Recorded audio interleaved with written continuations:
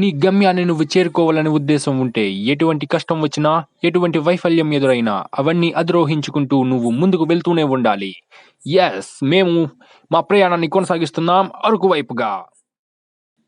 కొంచెం నిదానంగా పోనివ్వు మిత్రమా. నన్ను ఈ ప్రకృతి అందాన్ని ఆస్వాదించనివ్వు. సరే, మీకు ఎలా కావాలంటే అలాగే తీసుకువెళ్తాను. అలా అన్నావు, బాగుంది. చూడు, ఆ కొండలు ఎంత అందంగా ఉన్నాయో. వాటిని ఎక్కాలని నా మనసు తహతహలాడుతున్నది. త్వరగా తీసుకువెళ్ళు.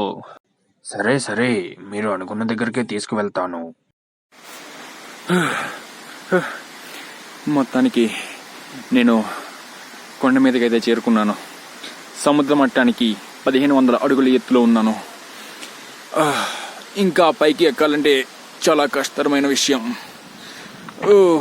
కానీ నేను ఇక్కడ నీటి శబ్దాన్ని వినగలుగుతున్నాను. కాబట్టి నాకు తెలిసిన అంశం ఏంటంటే, అటువైపుగా వెళ్తే నేను వాటర్ ఫాల్స్ని చూడొచ్చు. నేను వాటర్ ఫాల్స్ని చూసి అక్కడ స్నానం చేసుకుని వస్తాను.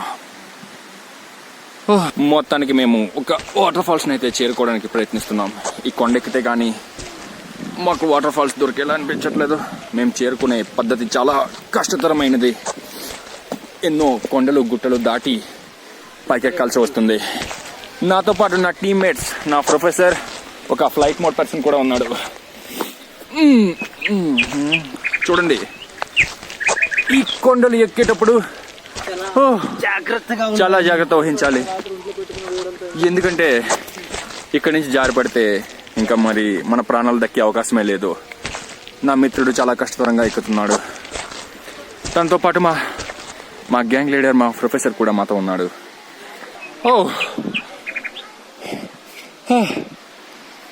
చూడండి, ఈ కొండ మొత్తం మేము ఇప్పుడు పైకి ఎక్కువ వచ్చాం. అంటే వాళ్ళు ఎక్కడ వరకు బైకులతో వచ్చాం అనుకో, అది వేరే విషయం. ఇక్కడి నుంచి మేము ఈ కొండ ఎక్కడానికి చాలా ప్రయత్నాలు చేస్తున్నాం. ఇటువైపు ఒక చిన్న దారి కనిపిస్తుంది. అయితే ఇటువైపు కూడా ఇంకో దారి కనిపిస్తుంది. ఎటువైపు వెళ్ళాలో తెలియని అయోమయ పరిస్థితుల్లో ఉన్నాను. ఇలాంటప్పుడే మనం జాగ్రత్త వహించాలి. ఎందుకంటే తెలియని దారిలో వెళ్తే ఏ జంతువైనా మన మీద దాడి చేయొచ్చు. కానీ దారి వెతుక్కోవడం కూడా చాలా కష్టతరమైన విషయమే. ఎందుకంటే ఏ దారిలో అడుగు జాడలు ఎక్కువ ఉన్నాయో ఆ జాడిని మనం ఫాలో అవుదాం. ఓకే. ఇక్కడ చూడండి, కొన్ని బాటిల్స్ కనిపిస్తున్నాయి. అంటే కంపల్సరీగా అంటే ఇటువైపు జనాలు వచ్చే ఉంటారు. ముందుగా వెళ్తున్నాను. నేను వాటర్ ఫాల్స్ చేరుకున్నాను. నాకు ఇప్పుడు ఎంతో ఆనందంగా ఉంది.